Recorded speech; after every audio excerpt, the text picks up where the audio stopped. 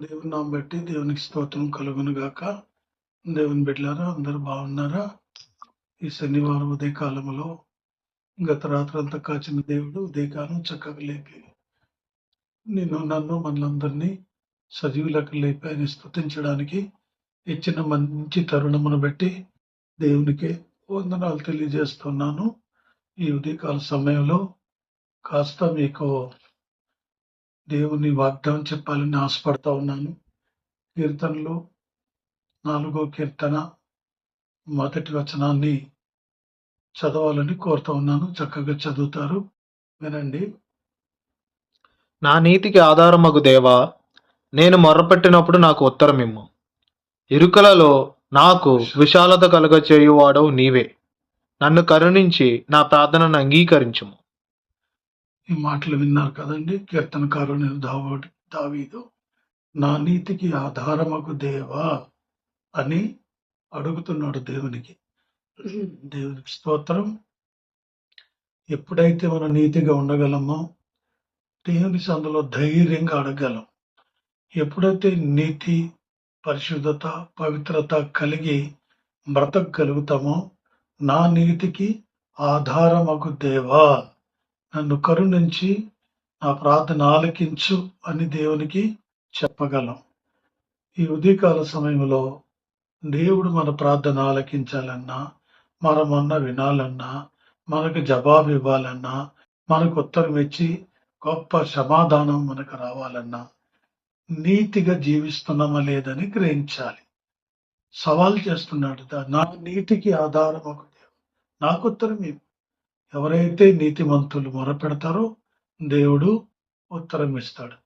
నీతిమంతులు మొరపెట్టగా యెహోవా ఆలకించెను అని మాట ఉంటుంది. నీతిమంతుని యొక్క ప్రార్థన అది మనోపూర్వకమై బహు బలము గలదై ఉంటది. కాబట్టి నీతిమంతులుగా జీవిస్తున్నామా లేదా మనం పరీక్షించుకొని దేవుని దగ్గరికి వెళ్ళి ఒక మాట అడగాల. నా నీతికి ఆధారం ఒకటి, నాకు ఉత్తరం ఇమ్మని అడగాల. కాబట్టి అప్పుడు దేవుడు మనకి సమాధానం ఇస్తాడు, ఉత్తరం ఇస్తాడు. ఆ ఉత్తరములో గొప్ప ఆనందం ఉంటది, సంతోషం ఉంటది. ఎందుకంటే కీర్తనకాడు 34వ కీర్తనలో కూడా ఒక మాట అన్నాడు, నేను యెహోవాకు మొర్ర పెట్టగా నాకు ఉత్తరం ఇచ్చెను. ఆ ఉత్తరము తెరివి చూడగా అక్కడ గొప్ప సంతోషం అన్నమాట, సమాధానం అన్నమాట. ఏమైతే దావీదు అడిగాడో ఆ విషయాలు అక్కడ ఉత్తరం రాసి జవాబుగా దేవుడు దావీదుకి పంపించాడు.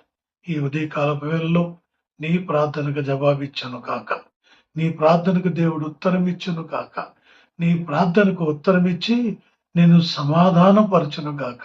ఆ ప్రార్థనలో ఆ ఉత్తరం చూడగానే నీకు గొప్ప ఆనందము, సంతోషం కలిగేటట్టు విషయాలను దేవుడు తెలియచేయాలని కోరుతున్నాను.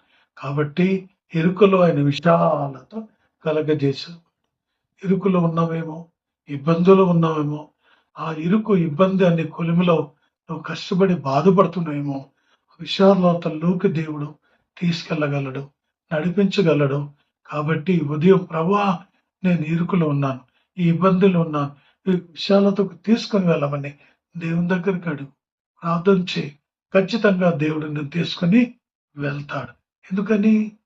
నీతికి ఆధారమగు దేవా అని ప్రార్థించాం కాబట్టి మనలో ఏ చిన్న మచ్చ డాగు ఉండకుండా చూడుకొని పవిత్రపరిచి ప్రార్థన చేసి ఆయన రక్తముల మరోసారి కడగబడి ధైర్యముగా ఆయన కృపా సింహాసనం దగ్గరికి మొరపెట్టి జవాబు అడుగుదాం.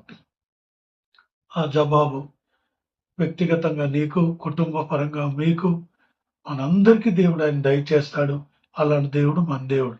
కాబట్టి ఉదయకాల సమయంలో ఈ యొక్క శనివారం ఉదయకాలం ఈ 30వ తారీఖున ప్రభు నీ ప్రార్థనకు జవాబిచ్చి నీకు మేలు చేయాలని నేను కోరుతున్నాను. అలాంటి కృప, అలాంటి కరుణ, అలాంటి దయ నీకు దేవుడు ఇచ్చి నడిపించును గాక. ఆమేన్. చిన్న ప్రార్థన. పరిశుద్ధుడైన మా ప్రభు, ప్రేమల మా తండ్రి, మీకే వందనాలు, స్తోత్రాలు చెల్లిస్తున్నాము నాయన. ఇదిగో ఉదయకాల సమయంలో ఈ 4వ కీర్తన ద్వారా మాతో బిడ్డలతో మాట్లాడినందుకు వందనాలు. నా నీతికి ఆధారముకు దేవా అని మేము ప్రార్థించాం నాయన. మమ్మల్ని కరుణించి మా ప్రార్థన ఆలకించమని అడిగాము నాయన. ఇరుకుల విశాలత కలుగజేయమని అడిగాము నాయన. మేమెంతో తండ్రి ఇబ్బందులు ఉన్నామని అడిగాము నాయన. బాధలు కష్టాల్లో ఉన్నామని అడిగాము నాయన. కాబట్టి నీ బిడ్డలు ఏ కష్టాల్లో ఉన్నా, ఏ బాధల్లో ఉన్నా, ఏ ఇబ్బందులు ఉన్నా, ఏ ఇరుకులో ఉన్న ప్రభా తండ్రి వాళ్ళ విశాలతలోకి నడిపించమని ప్రార్థిస్తున్నాం తండ్రి. వాళ్ళ ప్రార్థన ఆలకించమని ప్రార్థిస్తున్నాం. వారికి జవాబు దయచేయమని ప్రార్థిస్తున్నాను.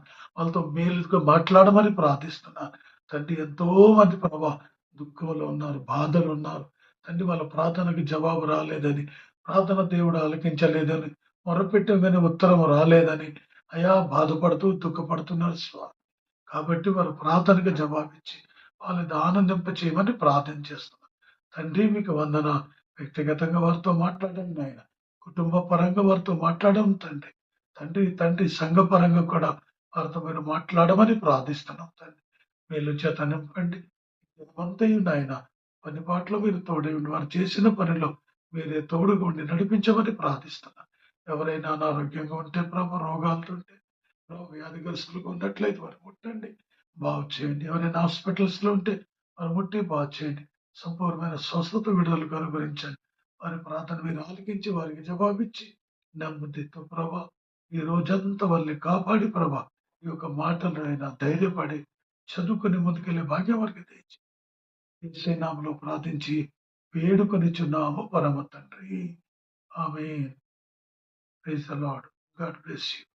దేవుడు మిమ్మల్ని దీవించును గాక. ఆమేన్.